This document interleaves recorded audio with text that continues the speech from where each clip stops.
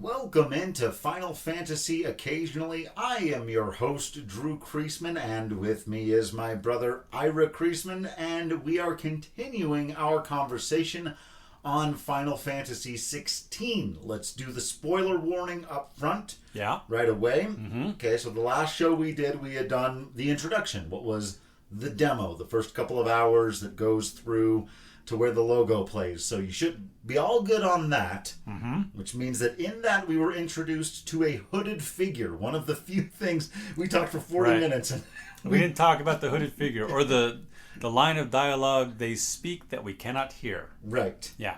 And so the most recent thing that we have gotten to, if the games, the save files don't tell you how many hours you've been playing, which is the most minor. I don't know if that's you or if that's the system. Yeah, something's going on there. So I'm not sure exactly how many hours in we are, but we have just discovered the identity of the hooded figure. That was literally the very last thing that we saw. So we're doing full spoilers up to that point. If you know the identity of the hooded figure, you're good. If not, maybe wait a little while until you learn that and then come back and listen to this one.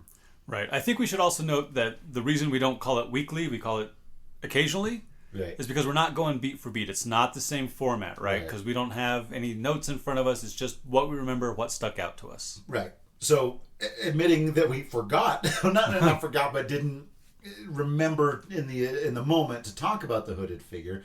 When it happened, you and I both drew multiple parallels. The first one that stuck out to me was to Final Fantasy X and the Faith, something we're not going to spoil and ruin for anyone who hasn't played that game. But there's a similar thing that happens right at the beginning where you get this hooded figure who's very mysterious and says something that only our main character and not the audience can hear. Rude. Very rude.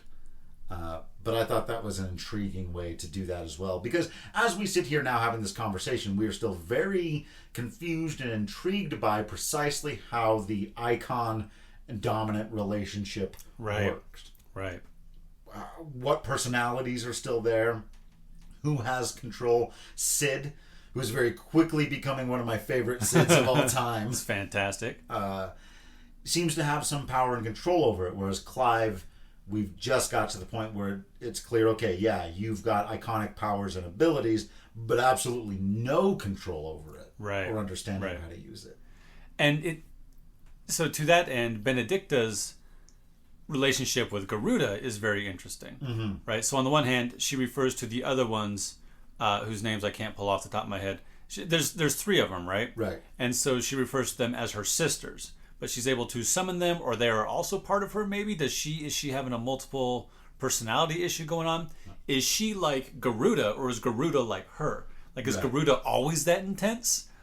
And so that's really interesting. And did it make Benedicta more intense over time? Because without them filling in, we get the sense that maybe when she first met Sid, and God, I hope there's some flashbacks, but I'm also fine if we can just fill in that relationship on our own with the blanks, because there's so much meat on that bone without them really having said much at all. We got one little thing where it looked like he had rescued her from slavery. They're dealing a lot with slavery, right?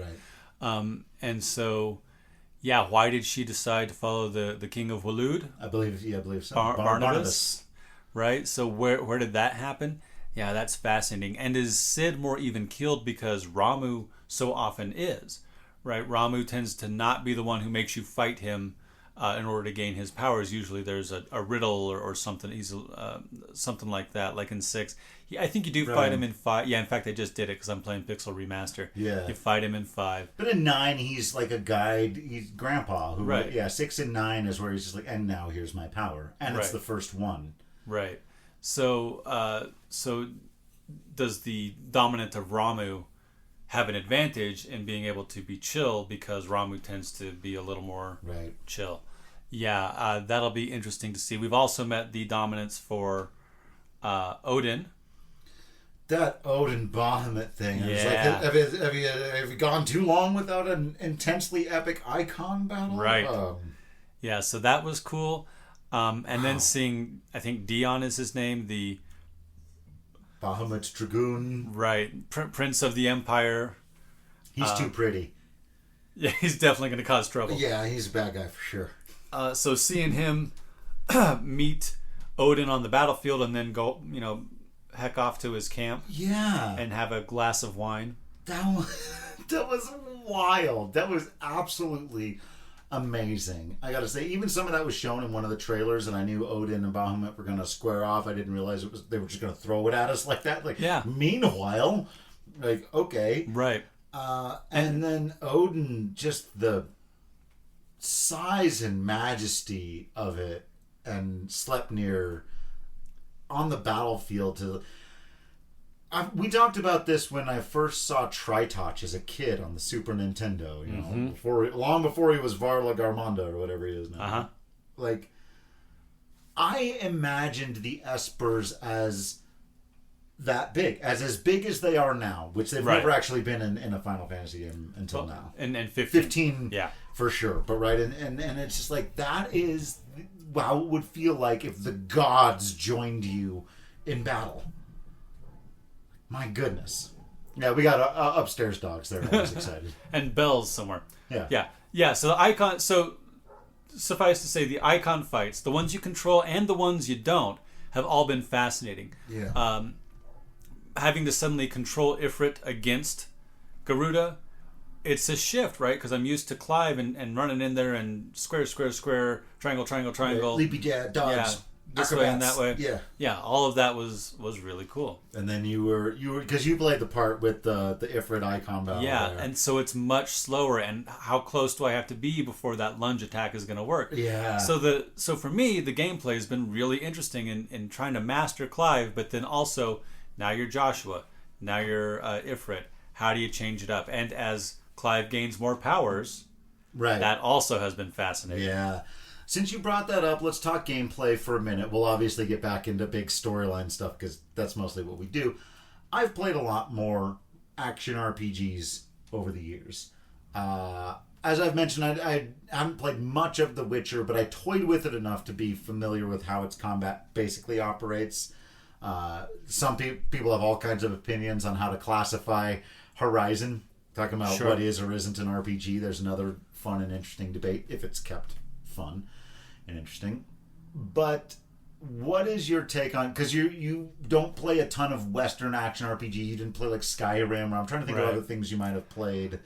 I played Kingdom Hearts, yeah. I played the first God of War, and I played the first Devil May Cry. Yeah. There's a similar idea. And I played Stranger of Paradise. Sure. And this reminds me of, in some ways, Stranger of Paradise. It's an action game, but you got to learn how to be this class or that class. And you've got to figure out which abilities to level up. It also reminds me of 7 Rebirth in a lot of ways. Mm. I do like the way the ATB works in 7 Remake. Yeah. I'm not sad that it's not here. Right. Being able to because we have it in that one. Right, because we've got that already. Right. I don't need every Final Fantasy to be the same. If I did, I would not play Final Fantasy. That's not what Final Fantasy does. It's the wrong series. So yeah, I'm not as good at action games. In fact, even with Pixel Remaster, I've been putting it on wait so that when I'm trying to find the right spell, I've got time. Because I don't need that stress in my life right now. Right, totally. But yeah, I find this very easy to jump into, to figure out. I can, with the small groups of weak monsters, I can just swing the sword until they're dead. But with the bigger fights, I got to figure out how things work. And so I appreciate that there's both. I don't need it to be Dark Souls level of intense. In fact, if it was, I would probably not play. Right. But I love that. And a lot of people have made this point, and it's just worth reiterating here. The number of tools and accessibility options they give you for making the gameplay experience your own. So we do have the one sort of, if you want to call it the cheating accessory on, right, where you can dodge late. Where it's essentially it gives you the extra prompt, because you and I aren't as used to dodge, hit, roll, which is But we did take off the one that automatically does some of the combos, because I felt that was getting in the way. Actually, I thought that was making it too easy. Yeah, well, and also sometimes it would use the special move before you wanted it to. Right. So you want to save that up for when the enemy is staggered. So you actually turned off that for a strategic reason because you wanted to maximize your damage. Yes. So in a way, it actually taught you to get better at the game. Right, absolutely. And I like having that option. And if you don't want that option, it's very easy to not use it. I'm because we're together, I'm getting a little more of the Twitter review stuff that I usually tend not to bother with. And I don't want all of the conversation to be a reaction to the people I disagree with, which is what I tend to mean when I say I don't care what other people think of the things I like. Right. But some of these critiques seem to be stretching, really reaching for something to dislike, because it's not like Tears of the Kingdom or Breath of the Wild. Like, those are great games, and I'm glad you love them, but this is a different thing. And if you're gonna, what did you say? It's like having a mushroom dish and then complaining that there are mushrooms in it. Yeah. Just take it for what it is first. We say this all the time. Take it for what it is first, and then try to understand it the best you can and have your analysis. Yeah. Yeah, it is unfortunate that a lot of that's happening. But like I said, I'm trying to do my best at not hyper fixating on that stuff as well, because it can drive me nuts. I've got especially a pet peeve for poorly made arguments and poorly made criticisms. And one of them is that this thing doesn't have enough RPG elements, that I've seen that here and there. I guess. I don't know what that means. That's why I wanted to ask you about the gameplay, because I know that you probably, I don't know if prefer is the right word, but like you said, you put it on wait mode. Even in ATB, you like a slower, tactical, strategy. I've even noticed in the difference between the way you play the game and I do.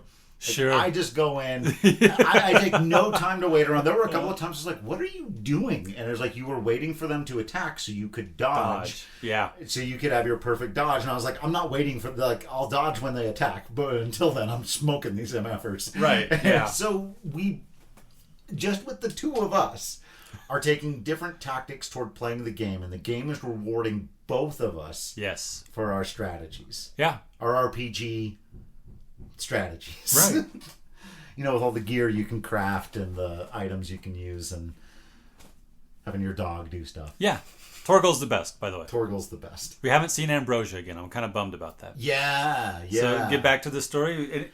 What stands out to you? What do you want to talk about? I want to talk a little bit, since we just talked about Torgal and Ambrosia, the side characters. One thing we talked about last time, where I think the tone of the game is keeping you where it might have lost you if it was all beheadings and F-bombs, is that we love Gav.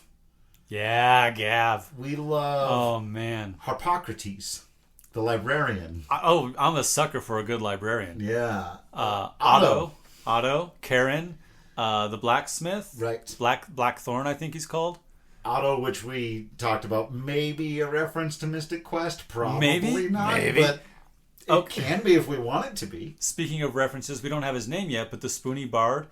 There's a Spoony Bard at the Fat Chocobo. Who I think, when right after Clive realizes that he is Ifrit, that he's the dominant, that he's probably almost certainly the dominant of Ifrit, and does that mean he killed Joshua? Right. Then you talk to the Spoony Bard, and he sings a song that seems to be in reference to that. Yeah. It's like, dude, too soon. Dark, man. Rude. Hey, songwriter, sometimes you got to write in the moment.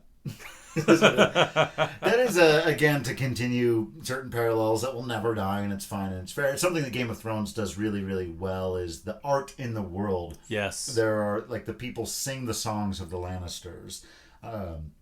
Arya wanders along and sees people putting on a play of when her father was executed. Stuff like that. Geez. Which to everybody else, that's a story of a thing that happened with the royals. And right. to her... So to the bard, the Spoony Bard at the Fat Chocobo, he's singing about the thing. But yeah, it's just, I love little details like that. And so all these characters in the Hideaway, who I very much care about, not all of whom have names, like the guy who says, "Oh, my master hard used me, so I can't get up and get my own food." God. Right? The healer lady whose name I can't quite say. Arya. Sure. There was another person. Oh, goats. Goots. Goots. Yeah.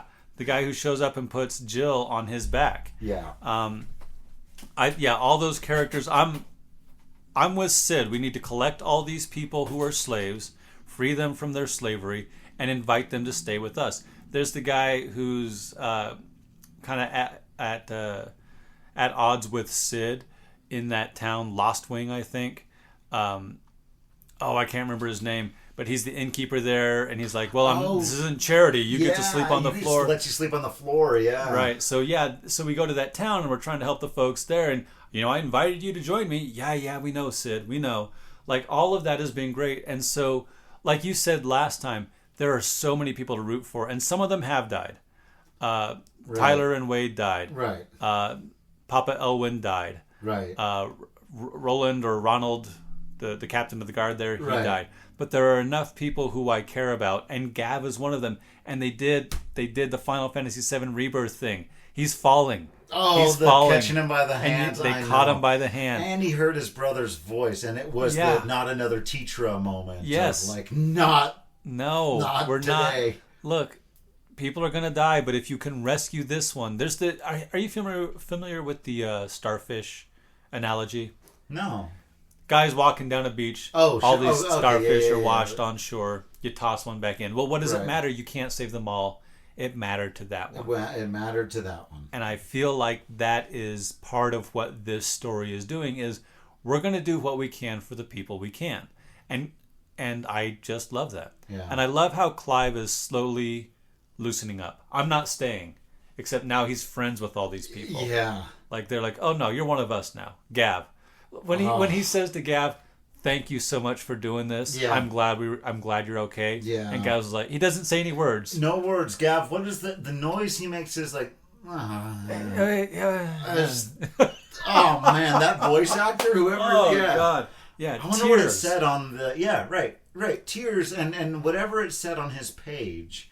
Because that's not just like you're in battle. Go, ooh, ah, because that's Right. the thing we've talked to Austin. Yeah, Matthews the Walla about Walla that. thing, yeah. And Walla Walla. But his, and I don't know, I'm looking up voice actors right now, but it wasn't going to Gav. To just be able to give... Yeah, it's beautiful. I'm really, really enjoying it. I am attached to these characters in the same way that I was almost immediately attached to the crew from Final Fantasy 15. I'm on Clive's side. Yeah. Right? I want Clive and Jill and Joshua to be okay. And to come out of this with some sort of victory. Yeah. And so that's to do that so early and have me wanting to protect the hideaway and all the people living in it is well done. Yeah, the Sid character, I think, is integral to giving us... He even says at one point, he literally just comes out and says, "We have to have hope." Yeah. Clive. Yeah. And it's like, that's what... And it's one thing to have a guy... And Sids have run the gamut. There are some that have stayed villainous, and then you've got the Final Fantasy VII Sid, who we end up rooting for, but is highly problematic. Right? In this guy, I'm a little worried there might be another shoe somewhere. Like, there might be some skeleton in his closet. But there's such an earnestness with the way he articulates the good old Final Fantasy message of, no, we do the right. No, the planet's dying, Cloud. Right. And even, like, you and I would almost never be okay with a character who's going through an emotional crisis getting punched in the face. Right. But in that moment... Right. That's what Clive needed, and that's what Sid was there to do. Like you said, they're almost brothers in arms, even though they've known each other 2 days. Yeah. They are. Yeah, they're good friends now. Yeah. I didn't like it when Cecil hit Edward in 4. Right. I thought that was I really even said to inappropriate. him, "Don't Cecil this situation up, Sid," and I felt like he got close but didn't. Right. Or even Gladio on the train. Not spoiler, nothing. I'm not going to say anything further than that for anyone under 15. But you've got to let people deal with their trauma and have their emotions. Yes. But what Sid was doing was saying, you don't get to give up now. Right. Right. There's more here. So I think I want to talk about Benedicta. And I want to talk about the sexiness. And I want to talk about the wider thing, because we keep getting like, which kingdom is that? Which king? Yes, Yeah. right. So let's talk about Benedicta. Yes, let us eulogize Benedicta, whether or not she returns. I hope we get to see her again in some capacity, but it could be it. What a beautiful ending if that was it. And Nina Yindis, or Yindis is the voice actor that I was looking up when you were talking about Gav. What a performance, what a character. How fascinating for us to have been at odds with her the entire story and care. And we both had the, again, we're full spoiler territory here. When Clive takes Garuda from her, right, rather than being excited for Clive, we were devastated for her. Even though she's an enemy and she's fighting on the side of that kingdom that's probably not as bad as the Holy Roman Empire group, but is still, there's something about he's trying to unite everybody under him. He's weird. He's got that, like, I'm the savior. Because they have that scene where they're naked in bed together and he's like, I'm going to fix it all. Yeah. Only I can do it. Mm-hmm. Yeah. So, and he wants to, Sid even says, like, we can't all be united under him. He's not a lunatic. Yeah. So I think that she bought into whatever order he was selling. Yeah. Like, I want to know where that turn came. Yeah. Like, from being saved by Sid to following this Barnabas guy. Right. Did she become a true believer, or was her calculation just that she'd be better off with him than as a rebel? Right, but her loyalties, certainly her sexual loyalties, are in a couple different directions, right? Because she's all over Kupka, the dominant of Titan early on, but also she's clearly in a sexual relationship with Barnabas, and she was with Sid. And so I was wondering, all icons, are all dominants, right? So is she just attracted to dominance? Does she just really like having sex? Is there because she's got those other two Garuda sisters by other names? I wondered about that too. Is there she may have very triplicate? Deep feelings for all of them? Right, absolutely. So I do worry a little bit that two of our three major female characters in Jill, Benedicta, and Annabella, two of them seem to use sex as a manipulation tool, maybe? Mm-hmm. I'm not sure that's fair with Benedicta, but certainly Annabella was trying to manipulate Elwyn in that one scene. Right. So I don't have a problem with characters being sexy or sexual or enjoying sex. I don't have a problem with real people being the same. Yeah, right, sure. I'm certainly not going to... we're not the people to puritanically look down upon any of that. We're not interested in that. It's more of the trope. Is it being applied evenly? Is it... can it be... Yeah, there's a certain amount of... Really, do the women have to be that? Right. And I do think at the very least we can... If we've seen Benedicta's entire arc, can say... Maybe we don't ever get an answer to that, and it's not important, right? Because for her, maybe she loved all those men. Right. Maybe she didn't love any of them. Maybe she used all those men. Maybe she just really likes sex or really likes physical attraction. And she certainly didn't give up, it didn't seem like, much of herself in order to chase what she was chasing. And so, I agree it's worth noting. And I suspect that, the Annabella stuff was absolutely part of it. And we've talked about that, so we'll learn. We haven't seen... Right, we haven't seen Dearest Mum recently. We don't know what she's up to. I also want to point out that whatever they're doing to do face animations, the lips are still a little weird. Yeah. But lips so often are. Yeah. But one of the things I love about her face animation is when she's getting intense, her nose wrinkles right up here by her eyes. Mm-hmm. And it's really cool. There are microaggressions. There are a lot... I've noticed... What? Microaggressions? Microexpressions. Those also. But yes, there are a lot of, I think, microexpressions that I've noticed. There was one at the beginning before she said a word where you could tell she had absolute disdain for Clive just by the way she looked at him. Right. There was just a certain way she turned and looked at when she was talking to Joshua. You're like, that is not how you look at your son. No. Who you love and adore. Right. And I think what she wanted was to have a son with I'm speculating now. Yes. I think Annabella wanted to have a son with Elwyn, and have him immediately be chosen as the dominant of Phoenix. And for whatever reason, Clive wasn't it, so she had to try again, and that's why she hates Clive. Yeah. Because he made her stick around longer than she wanted. Right. To do whatever she's doing now 10 years later. Right. Right. 13 summers. That's right. So now that we're on the speculation, and there's plenty of story stuff to talk about. There's no way that like the last several hours, so many things have happened. Right. And we're not going beat for beat. Yeah. Where are we? Right. So let's talk about the bigger picture, right? Yeah. Which I'm having a little bit of trouble hanging on to. Okay. Which is part of why I like tomes, aka Harpocrates. Harpocrates. And the library. Because you can go and look it all up again and read about the various kingdoms. Like I kept trying to figure out, is the Empire the Iron-Blooded? No. That's the Iron Kingdoms, right? Waloed and the Empire are also different. And here's where that is. What is the Drake's Breath? Does this place really look like a Drake? I don't see it, but Yeah. So Ash versus Constellation Storm looks like a thing, and you're like, sure. Sure it is. Yeah, absolutely. Yeah. But so being able to look it up and being able to pause and say, hang on, who are these people again? Oh, yeah, I know who this is. Time lore. Put it in every single video game that's ever existed. Retroactively put it into Horizon and stuff. Metal Gear Solid. If ever there was a franchise that needed active time lore, it's Metal Gear Solid. Like, pause. Which version of Snake is this? Who am I right now? So what this reminds me of is in Wheel of Time, the end of the book has always had a glossary.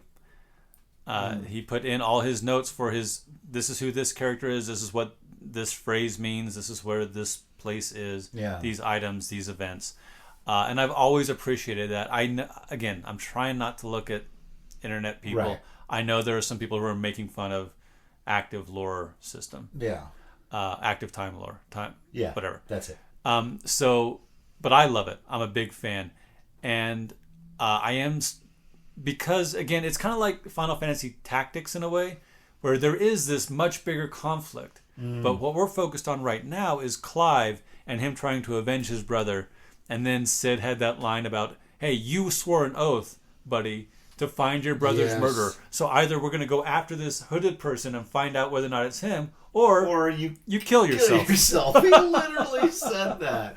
Oh, man. What a good friend Sid is. Isn't he great? And he brings much needed humor to the story. Because again, it couldn't be. We've laughed out loud several times, and I would say 70 to 80% of them are Sid related. Right. But Sid's great. Sid's the foil to Clive's darkness. Right.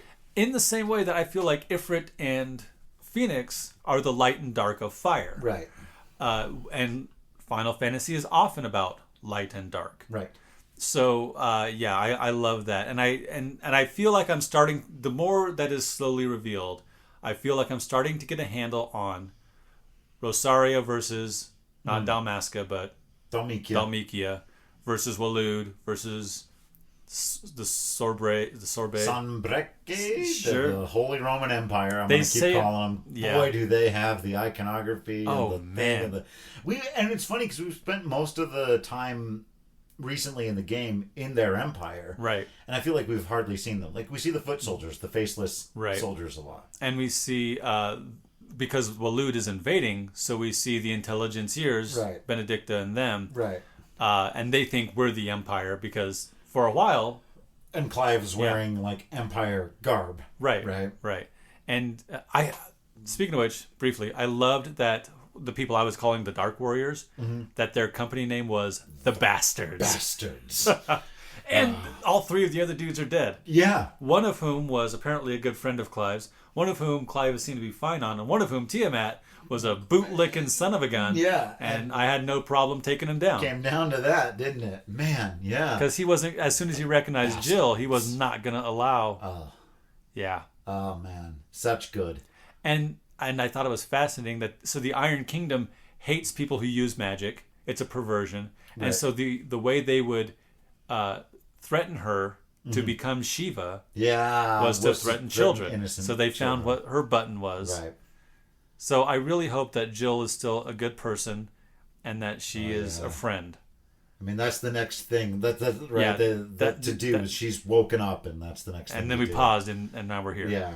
Oh man, it's amazing how attached I am to all of these characters immediately, and I don't know what exactly has done it. If it's the writing, if it's the all of it together, but yeah, I really love these characters. So let's do let's wrap it up where we started it a little bit, and other things come up here. But we talked about the hooded figure. Yes.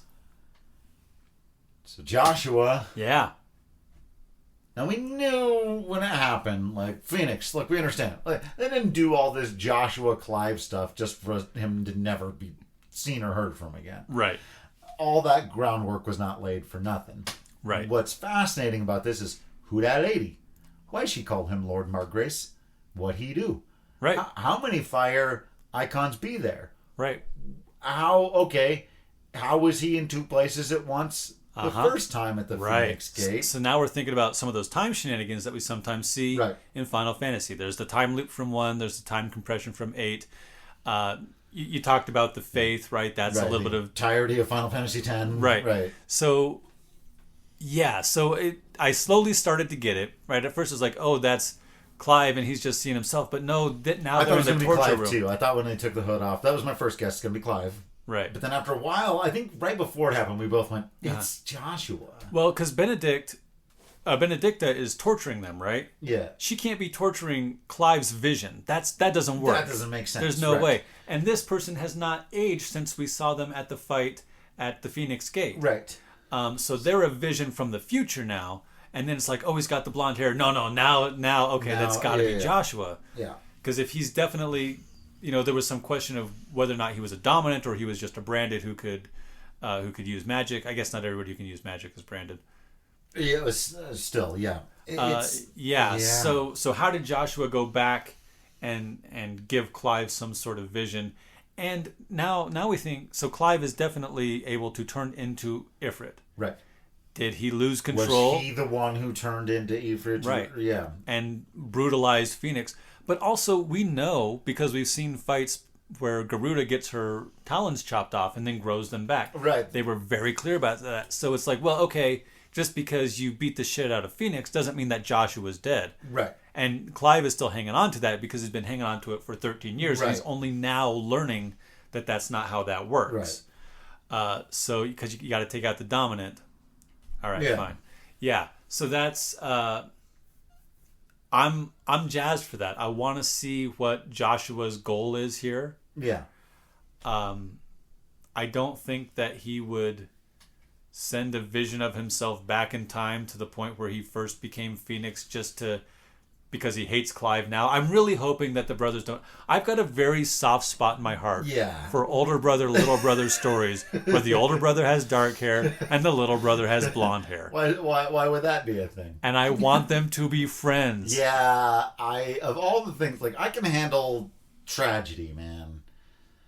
I can handle lots of stuff not going well. Like, I was sad that Benedicta went out how she did, but I also thought poetic. Yeah. Perfect. Yeah. Beautifully done storytelling. I need the two brothers. If one or both die, whatever. I need them to be on the same side. Right. By the end of the story. Yeah.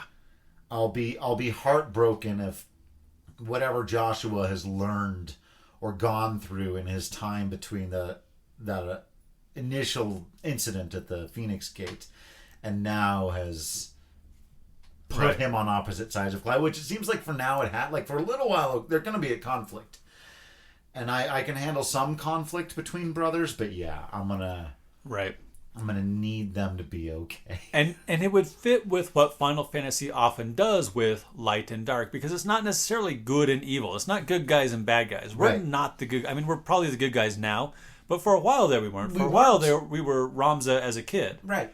Everyone we fought was more innocent than us. Even they have you fight Jill for a minute there, like near the beginning. Oh yeah. There's that fight where you have to fight Jill. I was like, I don't want to fight Jill. No, I don't want to. Yeah. And so my hope is that they go down that route. But if they do something else and they do it well, like, I'm not going to be upset by it. I also want to say that I'm really excited to collect the powers of the other icons. Yes. So on the one hand, he ate. But are we going to have to murder them all? Well, but he ate. He's Queen of Quinn. Obviously, Clive is a clear parallel to Queen of Quinn. You eat the other person's powers, and then you gain them. Right. Sort of. But then she was still able to turn into Garuda, Right. summon wind elementals, summon her sisters again, and summon this giant frickin' tornado. Right. So I think that he can. So Joshua gave him the blessing of the Phoenix, Right. or did Clive somehow borrow part of the Phoenix's power? Yeah, right. So is that a thing Phoenix dominance can always do? That was the implication. Right. It's sort of like Noctis giving his brotherhood Right. their powers, and the king did it with Nyx. Nyx, yeah. Also, right? And he did it with a lot of the king's glaive. Right. So is it that sort of deal? My hope is that at some point, because we can see how channeling Ramu is killing Sid. Right. So is he going to be able to want to give it up? Yeah, siphon off some of that power. Barnabas and Dion seem less likely to want to give up their Right, but Dion didn't start right now. coughing blood up No, as he soon seemed as he fine. Yeah. He was winded. I He did was. notice he was sucking air and he went immediately and drank like some wine or whatever. Like he Right. went set, but he like just returned from battle. So it could have just been, hey, sometimes when you turn into the god of dragons or the king of dragons and Right. ride into battle, it's a little taxing. But you're right, he wasn't coughing up blood the way Sid did, which made me wonder, how old is Sid? And how long has he been Ramuing? Because Benedicta did call him old man. Yeah, yeah.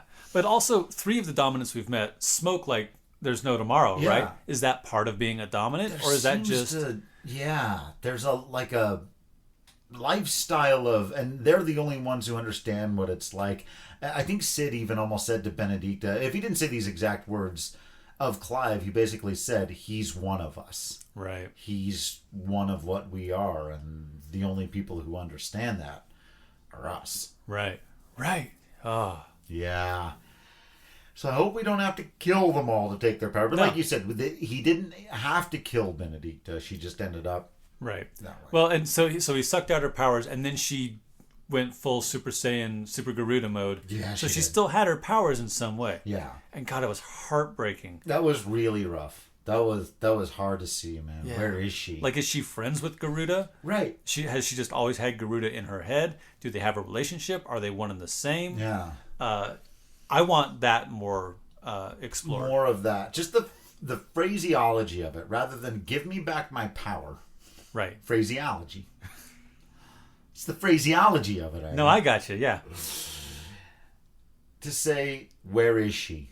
Right. Give her back Give her back. to me. I was like, damn. That's that's good fantasy shit. Yeah. That's the spec fic that we came for, right? So, yeah. Any other big questions? What's next? We want to know what's going on with Jill. We want Jill to be okay. I want to know if Clive being chained up, naked, and soaking wet is going to be an awakening moment for some folks. Right. I want to know if Sid might be the Yeah. next entry on our LGBTQ plus YouTube series, He's- because he has 3 or 4 times mentioned the attractiveness of men. And then when Clive was naked, he said, "You're not my type," as though it was a joke, but maybe he's pan or bi or poly, or maybe he Right. he hasn't said anything. Well, no, he was hooking up with Benedicta. Yeah. So yeah, I mean, he seems Maybe. non-particular, Right. Right. which right on. Yeah. I'm loving it. Yeah. Good times. Like I sent out the tweet this morning before we played a little bit more about how we had done the first day, and it was, very few notes. I want to be able to save on the map. I want a mini map would be nice. We've talked about some of those things. I don't notice motion blur and things like that, but very few notes. This is shaping up to be a real masterpiece. So let's see what happens next. Yeah.